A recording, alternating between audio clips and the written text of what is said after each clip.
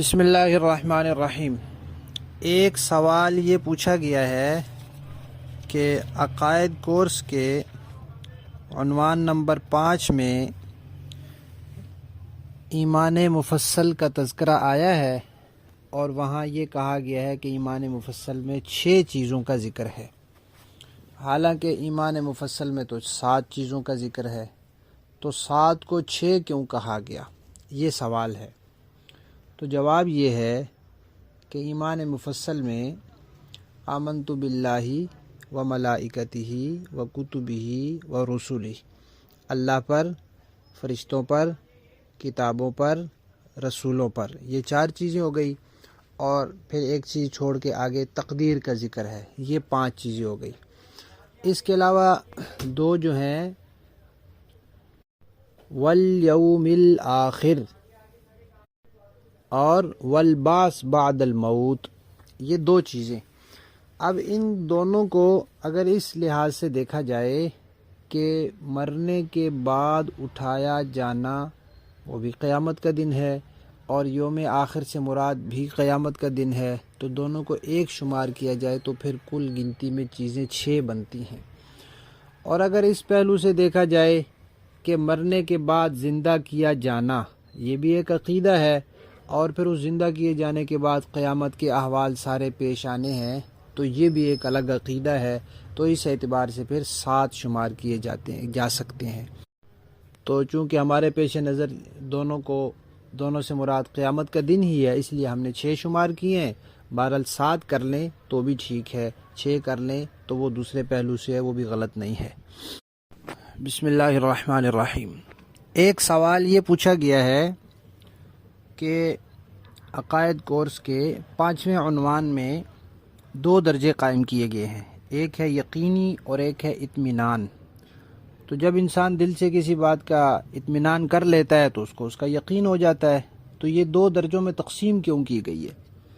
تو اس کا جواب یہ ہے کہ اللہ اور اس کے رسول نے جو کچھ فرمایا ہے وہ یقینی ہے، اس کے یقینی ہونے میں کوئی شک نہیں ہے، اور یقین سے نیچے اس کا کوئی درجہ نہیں ہے۔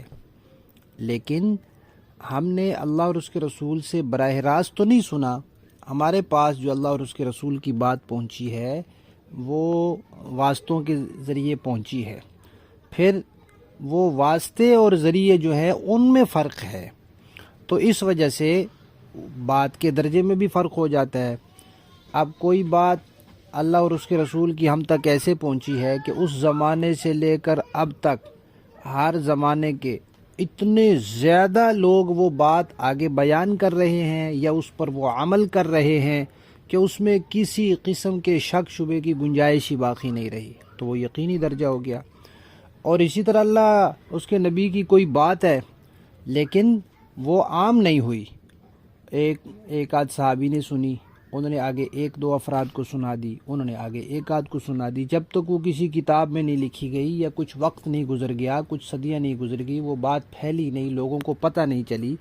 اب ظاہر بات ہے یہ دونوں باتیں درجے میں برابر تو نہیں ہو سکتی، تو اس وجہ سے ہم دیکھتے ہیں کہ وہ جو 1-2 افراد ہیں صحابہ کے بعد والے، صحابہ پر تو کوئی بات نہیں ہو سکتی، صحابہ کے بعد والے جو 1-2 افراد ہیں اگر وہ قابل بھروسہ ہیں تو ہم کہتے ہیں کہ یہ اطمینان والی بات ہے۔ تو اس طرح بات تو اللہ اور اس کے رسول کی یقینی ہے، لیکن اس بات کا ہم تک پہنچنے کا جو ذریعہ ہے، جو واسطہ ہے، جو وسیلہ ہے، وہ کبھی یقینی ہوتا ہے اور کبھی وہ صرف اطمینان کا ہوتا ہے، اور کئی باتیں تو ایسی بھی ہوتی ہیں جو اطمینان والی نہیں ہوتی، ان کو پھر عقائد میں شمار نہیں کیا جاتا۔ اس کو مثال سے سمجھیں کہ ایک عالم نے کوئی بات کہی، ان سے وہ بات 2 آدمیوں نے سنی۔ اب ایک آدمی نے وہ بات ہمیں بتائی کہ میں نے فلاں عالم سے یہ بات سنی ہے، اور ہمیں وہ بتانے والا قابل بھروسہ ہے، سمجھدار بھی ہے، یادداشت بھی اچھی ہے، سچا بھی ہے، ہمیں اس پر بھروسہ ہے۔ اور ایک دوسرے آدمی نے بتائی وہ اتنا سمجھدار نہیں ہے، یا اس کی یادداشت اچھی نہیں ہے، یا وہ سچا نہیں ہے، تو بات تو جو عالم نے کی وہ اس عالم کی اپنی بات ہے، اس کے درجے کی ہے، لیکن ہم تک جو پہنچی ہے 2 واسطوں سے، ظاہر بات ہے دونوں واسطوں میں برابری نہیں ہے، فرق ہے، تو اسی فرق کی وجہ سے احکامات کے 2 درجے ہو گئے ہیں۔ بسم اللہ الرحمن الرحیم۔ ایک سوال یہ پوچھا گیا ہے کہ دین اور مذہب میں کیا فرق ہے، تو دیکھیں مذہب کا لفظ عموماً ہمارے ہاں عام طور پر دین کے معنی میں ہی استعمال ہوتا ہے۔ ہمارے یہاں کہتے ہیں جی شناختی کارڈ میں مذہب کا خانہ، پاسپورٹ میں مذہب کا خانہ، جب مردم شماری ہوتی ہے تو مذہب کا خانہ۔ تو یہاں مذہب سے مراد دین ہے۔ ایسی جگہوں میں دین اور مذہب کے درمیان کوئی فرق نہیں ہے، دونوں مترادف ہیں۔ البتہ جو علمی ابحاث ہوتی ہیں ان میں بعض علماء کی کتابوں میں مذہب کے لفظ کو شریعت یا مسلک کے معنی میں استعمال کیا گیا ہے۔ تو ظاہر بات ہے دین اور شریعت میں فرق ہے، دین اور مسلک میں فرق ہے۔ تو جب مذہب کا لفظ شریعت کے معنی میں بولا جائے گا تو پھر دین اور مذہب میں بھی فرق ہوگا، یا مذہب کا لفظ مسلک کے معنی میں بولا جائے گا تب بھی دین اور مذہب میں فرق ہوگا۔ لیکن عموماً ہمارے ہاں جو مذہب کا لفظ بولا جاتا ہے وہ دین کے معنی میں ہی بولا جاتا ہے۔ اس لیے بہت سے فتاوی جات میں اور علماء کی کتابوں میں آپ کو یہ بات ملے گی کہ دین اور مذہب میں کوئی فرق نہیں ہے، اور بعض علماء کی کتابوں میں آپ کو فرق بھی ملے گا۔ تو وہ یہی فرق ہے، اس کو اچھی طرح سمجھ لیں کہ دین اور مذہب کے عمومی طور پر مذہب کا لفظ دین کے معنی میں ہی استعمال ہوتا ہے، اس لیے کوئی فرق نہیں ہے۔ بعض جگہ بعض کتابوں میں مذہب کا لفظ شریعت کے معنی میں استعمال ہوا ہے یا مسلک کے معنی میں استعمال ہوا ہے، تو پھر اس وقت دین اور مذہب کے معنی میں فرق ہوگا۔ ایک سوال یہ پوچھا گیا ہے کہ اللہ تعالیٰ کو عبادت کی کیا ضرورت ہے جو اللہ تعالیٰ نے انسانوں اور جنوں کو عبادت کے لیے پیدا کیا۔ اس کا جواب یہ ہے کہ اللہ تعالیٰ کو عبادت کی کوئی ضرورت نہیں ہے، لیکن اللہ تعالیٰ کیونکہ خود اچھے ہیں، اچھائی والے ہیں، اس لیے وہ اپنے بندوں کے لیے بھی اچھائی اور بھلائی چاہتے ہیں۔ تو اللہ تعالیٰ چاہتے ہیں کہ میرے ایسے بندے ہوں جن کو میں ہمیشہ کے لیے اچھائی اور نعمتوں والی زندگی سے نوازوں، اور ان کی کوشش کو اس میں دخل ہو کہ دنیا میں رہتے ہوئے ان کے ساتھ نفس و شیطان کی کوششیں ہوں، دائیں بائیں اسباب ہوں گناہوں کے اور صراط مستقیم سے ہٹنے کے، ان سب کے باوجود وہ صرف میری ہی عبادت کرے، میرے ہی ساتھ لگا رہے، تو پھر میں اسے ہمیشہ کی نعمتوں سے نوازوں۔ تو عبادت بھی ایک اچھائی ہے۔ تو اللہ تعالیٰ خود اچھے ہیں، اس لیے چاہتے ہیں کہ لوگ بھی اچھائی کریں اور پھر ان کے ساتھ میں بھی اچھائی کروں کہ یہ ہمیشہ کی زندگی میں نعمتوں کے ساتھ رہیں۔ تو ہماری ہمیشہ کی اچھائی کے لیے اللہ تعالیٰ نے ہمیں پیدا کیا ہے، اللہ تعالیٰ کو عبادت کی کوئی ضرورت نہیں ہے۔ ایک سوال یہ کیا گیا ہے کہ ہمیں کسی نے بتایا تھا کہ عبادت کے لیے تو فرشتے موجود تھے، اللہ تعالیٰ نے جو انسان کو پیدا کیا ہے وہ دنیا آباد کرنے کے لیے پیدا کیا ہے۔ تو دیکھیں پہلی بات یہ ہے کہ اللہ تعالیٰ نے خود فرمایا ہے کہ میں نے انسان اور جنوں کو اپنی عبادت کے لیے پیدا کیا، لہذا کسی مسلمان کے لیے تو یہ گنجائش نہیں ہے کہ اللہ تعالیٰ کی اس بات کو رد کر دے۔ ہاں ویسے اپنے آپ کو عقلی طور پر مطمئن کرنے کے لیے سمجھنا چاہے تو دیکھیں عبادت کا یہ پہلو فرشتوں میں نہیں ہو سکتا کہ اس کے اندر گناہ کی خواہش بھی ہو، اس کے اندر گناہ کی ارادہ بھی آئے، اس کے پاس گناہ کے اسباب بھی ہوں، اور ان سب کے ہوتے ہوئے اس کے اوپر اللہ تعالیٰ کی طرف سے عصمت کی چادر بھی نہ ہو۔ ان سب کے ہوتے ہوئے وہ ان سب کو ٹھکرا دے اور اللہ تعالیٰ کا عبد بن جائے، یہ پہلو فرشتوں کے لیے نہیں ہو سکتا، اس لیے کہ ان کے دل میں برے خیالات آتے ہی نہیں، گناہ کے خیالات آتے ہی نہیں، ان کا وہ گناہ کے اسباب ان کے دائیں بائیں موجود ہی نہیں ہیں. یہ ہیں کس کے گرد موجود ہیں؟ یہ انسانوں اور جنوں کے ارد گرد موجود ہیں. تو یہ جو عبادت کا پہلو ہے یہ فرشتوں سے حاصل نہیں ہو سکتا تھا. اور پھر دنیا میں اللہ تعالیٰ نے انسان کو اپنی خلافت اور نیابت جو دی ہے یہ بھی تو ایک عبادت ہے. یعنی دنیا کو اس لیے آباد کرنا کہ اللہ تعالیٰ کا نظام چلے یہاں. اللہ تعالیٰ کی نیابت میں انسان آیا ہے کہ اللہ تعالیٰ کا نظام یہاں لاگو ہو, تو یہ بھی تو عبادت ہے. اگر اس نیت سے دنیا کو آباد کر رہا ہے, دنیا پر حکومت کر رہا ہے, دنیا کو چلا رہا ہے کہ یہاں اللہ تعالیٰ کا نظام چلے, تو یہ بھی عبادت ہے. پھر بھی مقصد تو اس کا یہی ہوا کہ یہ دنیا میں عبادت کے لیے آیا ہے, چاہے وہ عبادت انفرادی ہو یا اجتماعی ہو, رعایا کی ہو یا حکومت کی ہو, ہے مقصد اس کا عبادت ہی. باقی رہی بات عقل کی, تو ہم یہ نہیں کہتے کہ عقل کی بات بالکل ماننی ہی نہیں ہے, عقل کے پیچھے چلنا ہی نہیں ہے, یا عقل ہمیشہ غلط ہی کہتی ہے, یہ تو کوئی نہیں کہتا. ہم یہ کہتے ہیں کہ عقل جو ہے وہ دین کے تابع ہے. جہاں دین کے مطابق چل رہی ہے ٹھیک ہے, جہاں نہیں چل رہی غلط ہے.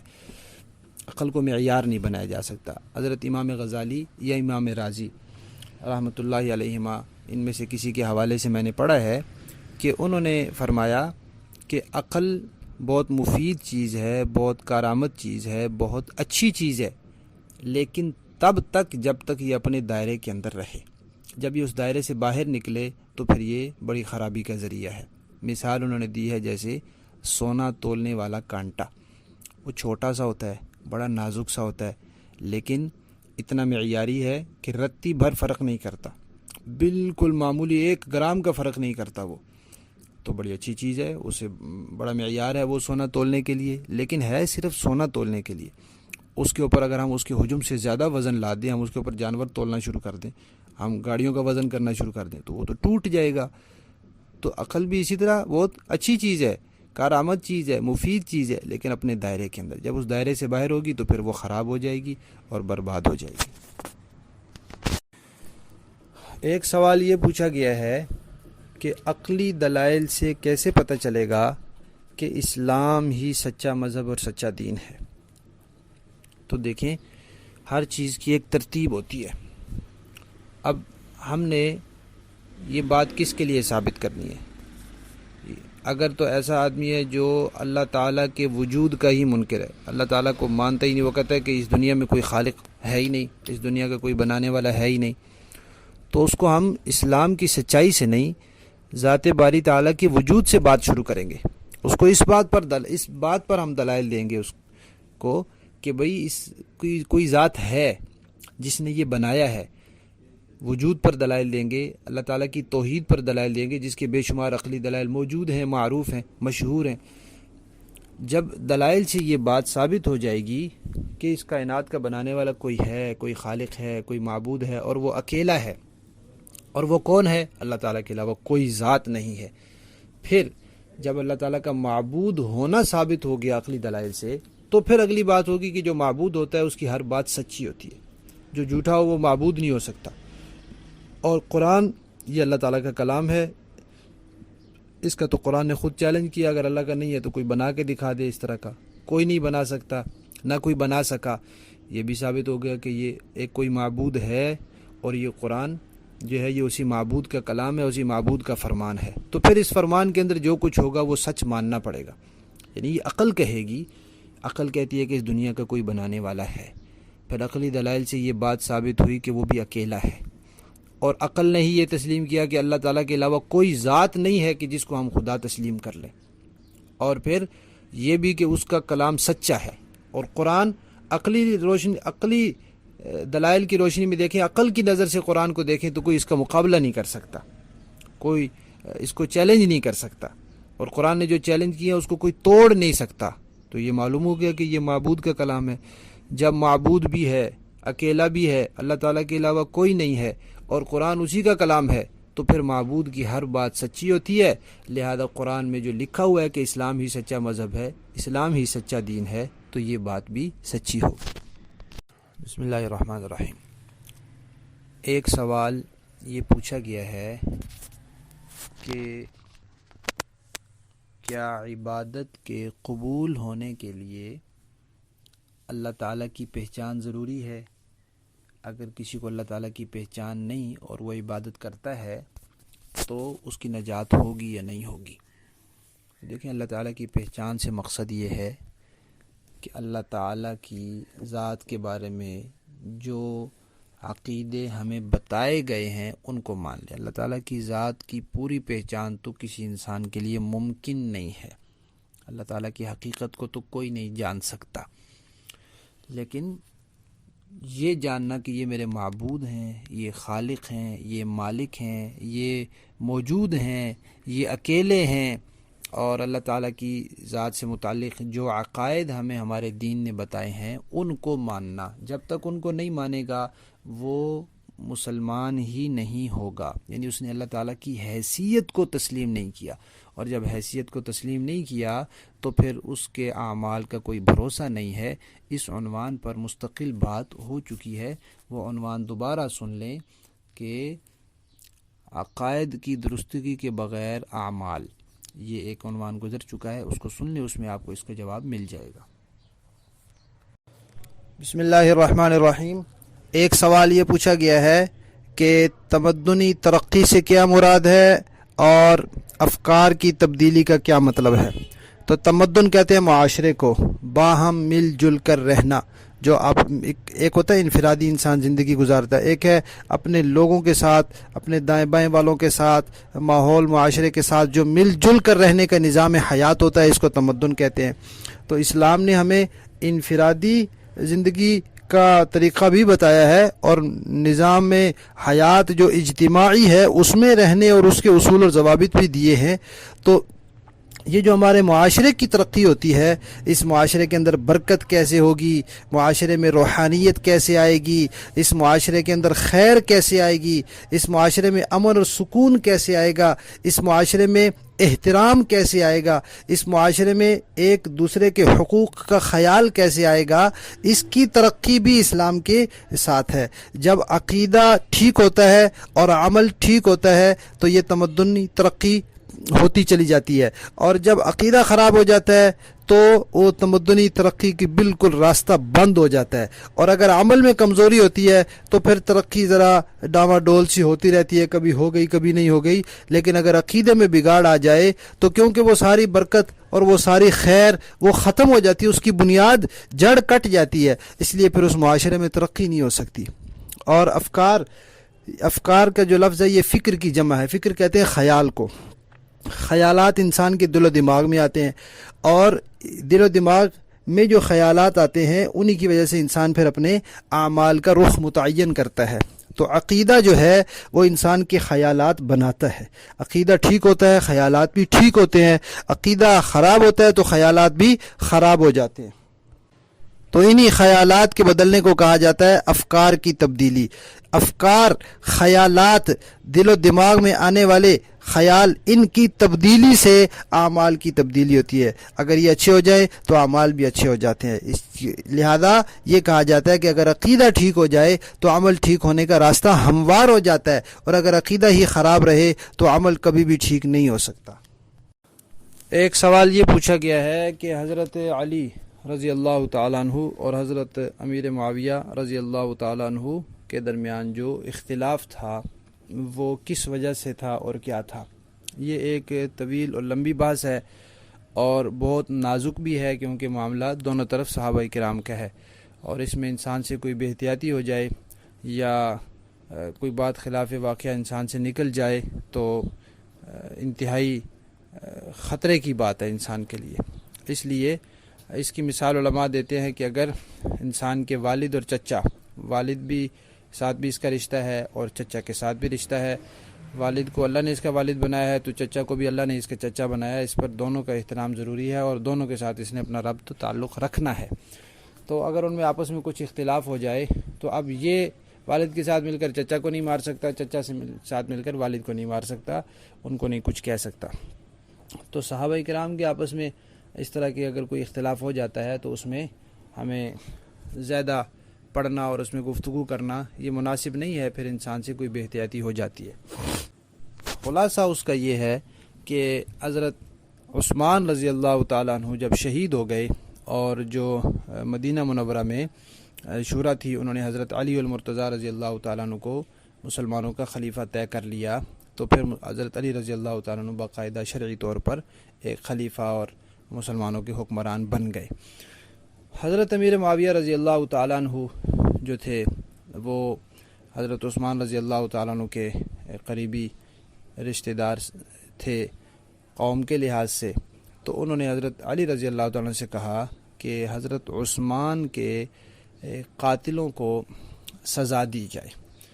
تو حضرت علی نے فرمایا کہ جی بالکل، یہ تو پہلی ترجیح ہے، لیکن پہلے ہم اپنے ہاتھ مضبوط کر لیں، تاکہ جیسے حضرت عثمان رضی اللہ تعالیٰ کی خلافت کے آخری دنوں میں مدینہ شریف کے اندر باغی اور وہ غلط قسم کے لوگ جو تھے وہ غالب آ گئے اور انہوں نے وہاں اپنی شرارتیں شروع کر دی، تو پھر اس طرح کی صورتحال نہ ہو، پہلے تو ہم اپنی طاقت اور قوت کو جمع کر لیں اور پھر ہم ان کا مقابلہ کریں اور پھر ہم ان کو ان کی پوری سزا دیں جو شریعت میں بنتی ہے۔ تو حضرت امیر معاویہ رضی اللہ تعالیٰ عنہ کے پیش نظر یہ بات تھی کہ مسلمانوں کا حکمران شہید ہوا ہے، اس کے قاتلوں سے بدلہ لینا ایک شرعی حکم ہے اور اس کو نافذ کرنا یہ زیادہ اہم ہے۔ اور حضرت علی رضی اللہ تعالیٰ عنہ کے پیش نظر یہ تھا کہ اب یہ باغی یہاں آئے ہوئے ہیں، مسلمانوں میں فتنہ فساد اور لڑائی کا بڑا خطرہ ہے اور ان کی طرف سے بڑی شرانگیزی ہوگی، تو اس پر قابو پانا اور امن و امان قائم کرنا اور مسلمانوں کی جان مال کا تحفظ کرنا، اس کے لیے مسلمانوں کی خلافت کو مضبوط کرنا اور اپنے ہاتھوں کو قوی کرنا، یہ پہلی ترجیح ہے۔ یہ کر کے پھر دوسرا کام بعد میں بھی کیا جا سکتا ہے۔ تو اس معاملے میں دونوں کا اختلاف ہو گیا تھا اور دونوں حضرات کی اپنی اپنی رائے تھی اور دونوں کی رائے کی بنیاد شرعی مسئلہ تھا۔ تو دونوں حضرات مجتہد تھے اور دونوں نے اپنا اپنا اجتہاد کیا، اور جو مجتہد ہوتا ہے، اجتہاد کا اہل ہوتا ہے، وہ جب اجتہاد کرتا ہے دیانتداری کے ساتھ، اخلاص کے ساتھ، دین کی خاطر، شریعت کے مسئلے کی وجہ سے، تو اس کو پھر اس کا ثواب ملتا ہے۔ لہذا حضرت امیر معاویہ رضی اللہ تعالیٰ عنہ کو اپنے اجتہاد کا ثواب ملا اور حضرت علی رضی اللہ تعالیٰ عنہ کو اپنے اجتہاد کا ثواب ملا۔ اہل سنت والجماعت کے علماء کی رائے یہ ہے کہ حضرت علی رضی اللہ تعالیٰ عنہ کا جو اجتہاد تھا، ان کی جو بات تھی اس میں زیادہ وزن ہے، وہ درستگی کے زیادہ قریب ہے، اس لیے ہماری رائے ان کے ساتھ ہے۔ لیکن حضرت امیر معاویہ رضی اللہ تعالیٰ عنہ بھی صحابی ہیں، جلیل القدر صحابی ہیں، مجتہد ہیں، اور انہوں نے دیانتداری کے ساتھ اجتہاد کیا، حکومت اور خلافت کے لیے نہیں کیا۔ ان جو کچھ بھی اختلاف تھا وہ اقتدار کے لیے نہیں تھا، وہ ایک شرعی مسئلے کی وجہ سے تھا کہ ان کے نزدیک اس کی اہمیت زیادہ تھی۔ اس وجہ سے اس مسئلے کی آڑ میں حضرت امیر معاویہ رضی اللہ تعالیٰ عنہ پر تان کرنا یا ان کے بارے میں کوئی بات کہنا یا کوئی بے ادبی کرنا، یہ انتہائی خطرناک بات ہے، انسان کو گمراہی بلکہ ایمان تک سے بعض اوقات ایسی چیزیں نکال دیتی ہیں۔ اللہ تبارک و تعالی صحابہ کرام، سب صحابہ کرام کا ادب و احترام ہمیں نصیب فرمائے اور ہمیں صحابہ کرام کا جو شرعی مقام ہے وہ سمجھنے اور ان کا ادب و احترام کرنے کی توفیق عطا فرمائے۔ ایک بات البتہ یہ جان لیں کہ حضرت امیر معاویہ رضی اللہ تعالیٰ عنہ کا جو بیٹا تھا یزید،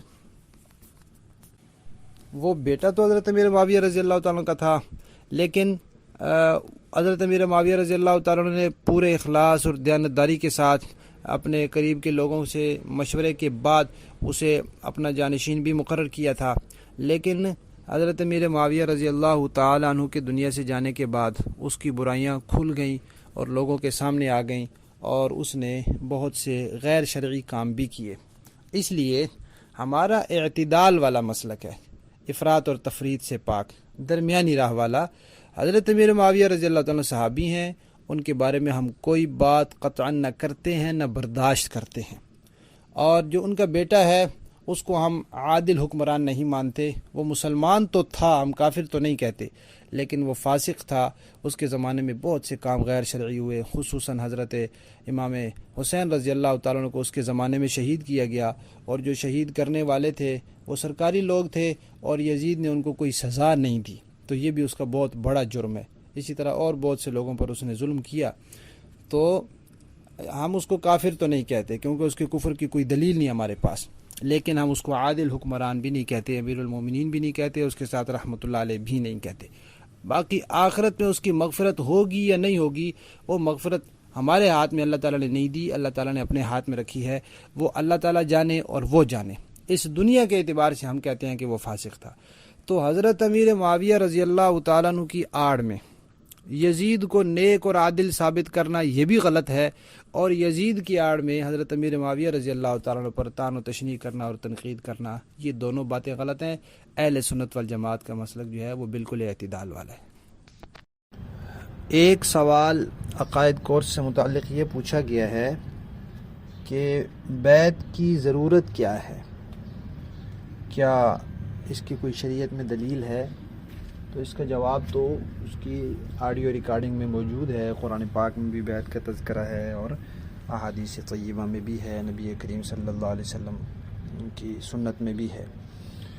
ایک بات یہ بھی یاد رکھ لیں کہ یہ کہا گیا ہے کہ شریعت کافی نہیں ہے، تو جواب یہ ہے کہ شریعت کافی ہے، لیکن اس شریعت کا ہی ایک حصہ، دین کا ہی ایک حصہ یہ بھی ہے۔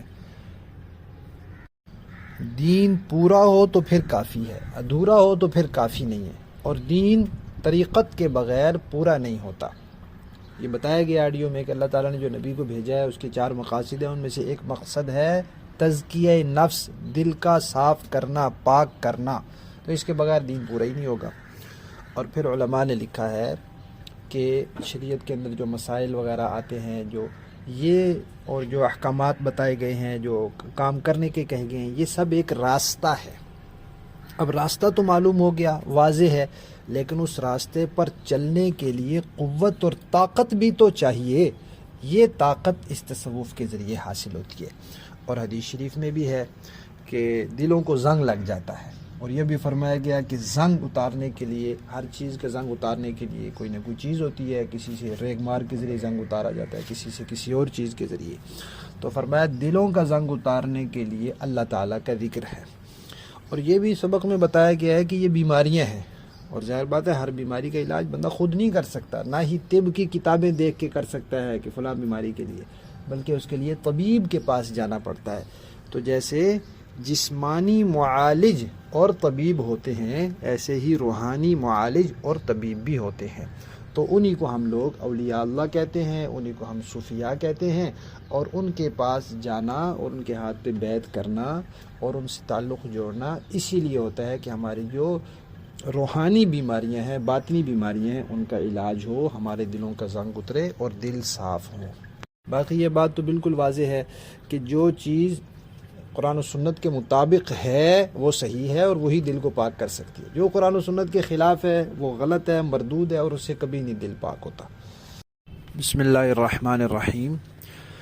عقائد کورس میں ایک سوال یہ پوچھا گیا ہے کہ تقدیر کے حوالے سے جو سبق ہم نے پڑھا ہے اس سے تو ہمیں یوں محسوس ہو رہا ہے کہ انسان جو کچھ بھی کر لے ہونا وہی ہے جو پہلے سے لکھا ہوا ہے، تو پھر انسان کے نیک اعمال کرنے کا یا برے اعمال سے بچنے کا کیا فائدہ؟ تو دیکھیے اس کو ایک مثال سے سمجھیں۔ ایک استاد ہیں جو ماہر ہیں، تجربہ کار ہیں اور شاگردوں کی نفسیات سمجھنے والے ہیں۔ استاد ہوتا ہی وہ ہے جو نفسیات سمجھنے والا ہو۔ وہ اپنے شاگردوں میں سے ایک شاگرد کے بارے میں اپنے تجربے کی بنیاد پر اندازے سے یہ کہہ دیتے ہیں کہ یہ تو پہلی پوزیشن لے گا، یہ میری کتاب میں 100 نمبر لے گا اور اس کو پہلی پوزیشن کا انعام ملے گا۔ اور ایک طالب علم کے بارے میں وہ کہہ دیتے ہیں کہ یہ تو پاس ہی نہیں ہو سکے گا، کامیاب ہی نہیں ہو سکے گا، فیل ہو جائے گا۔ اب استاد نے یہ باتیں جو کہی ہیں اپنے اندازے اور تجربے کی بنیاد پر کہی ہیں۔ اب امتحان ہو جاتا ہے اور جیسے استاد نے کہا تھا ویسے ہی ہو جاتا ہے، کیونکہ استاد کا تجربہ ہے۔ ایک طالب علم اچھا ہے، ذہین ہے، پڑھنے والا ہے، محنتی ہے، دوسرا نکما ہے، بالکل بد محنت ہے، ڈھیٹ ہے، تو استاد نے کہہ دیا۔ اب ہوا بھی وہ کہ جس کو استاد نے کہا تھا پہلی پوزیشن کا انعام ملے گا اس کو مل گیا، اور جس کے بارے میں کہا تھا یہ فیل ہوگا اور ڈنڈے کھائے گا، یہ فیل ہوگا اور مدرسے سے خارجہ کروائے گا، اس کے ساتھ بھی ویسا ہی ہو گیا۔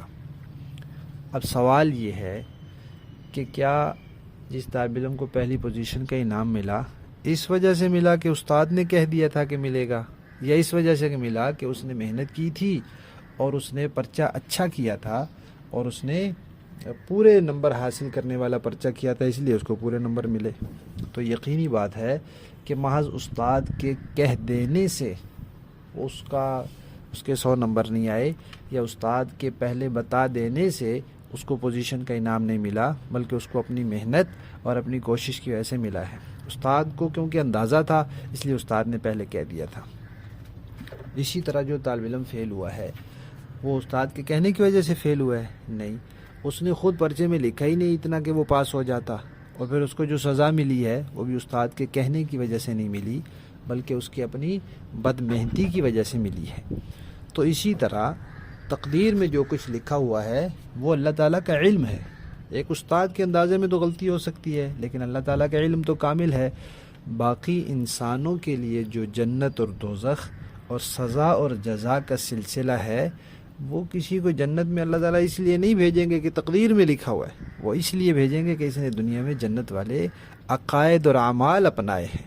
اور کوئی دوزخ میں جائے گا تو اس وجہ سے نہیں یہ تقدیر میں لکھا ہوا ہے، بلکہ اس وجہ سے کہ اس نے دنیا میں ایسے عقیدے اور اعمال اختیار کیے جو دوزخ میں لے جانے والے ہیں۔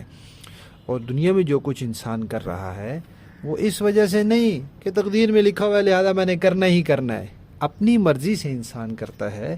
اللہ تعالیٰ کا علم ہے تو اللہ تعالیٰ نے اپنے علم کے مطابق لکھ دیا ہے، ورنہ کرتا انسان اپنی مرضی سے ہے۔ میں آپ کو ایک واقعہ سناتا ہوں۔ یہی بات ایک مرتبہ میں درسگاہ میں بتا رہا تھا، تو ہمارے بھائی صاحب کے بچے ہیں، وہ اس درسگاہ کے دوران میرے پاس آتے ہیں اور میں ان کو کوئی کھانے پینے کی چیز دے دیتا ہوں، اور میں نے کچھ چیزیں وہاں رکھی ہوتی ہیں۔ تو ایک دن یہ بات سمجھا رہا تھا، میں نے کہا ابھی دیکھیں ابھی فلاں بچہ آئے گا اور میں اس سے پوچھوں گا کہ یہ چیزیں ان میں سے آپ کو کیا پسند ہے، تو وہ کہے گا جی مجھے کیک پسند ہے۔ میں نے وہاں تختہ سفید وائٹ بورڈ پر لکھ دیا، میں نے کہا جی وہ بچہ کہے گا مجھے یہ کیک پسند ہے۔ اور تھوڑی دیر بعد وہ بچہ آ گیا اور اس سے میں نے پوچھ لیا کہ ان چیزوں میں سے آپ کو کیا چیز پسند ہے، تو اس نے کہا جی کیک پسند ہے۔ وہ چلا گیا لے کے کیک۔ میں نے اب درسگاہ والوں سے پوچھا، میں نے کہا یہ بتائیں کہ اس بچے نے یہ کیک پسند اس وجہ سے کہا کہ میں نے یہاں لکھ دیا تھا؟ میں نے کہا نہیں۔ میں نے کہا اس نے کیوں کہا؟ اس نے اپنی مرضی سے کہا ہے، اپنے اختیار سے کہا ہے، اپنی پسند سے کہا ہے۔ باقی یہ جو میں نے لکھا تھا میں نے تو اپنے تجربے کی بنیاد پر لکھا تھا کہ مجھے علم ہے اور تجربہ ہے کہ اس کو کیک پسند ہے باقی چیزوں میں۔ تو اسی طرح اللہ تعالیٰ کا علم تو کامل ہے، اللہ تعالیٰ نے پہلے لکھ دیا ہے، کرتا انسان اپنی مرضی سے ہے، اور جو جزا سزا ملے گی وہ انسان کو اپنے عمل کی بنیاد پر ملے گی، صرف تقدیر کے لکھے ہوئے کی بنیاد پر نہیں۔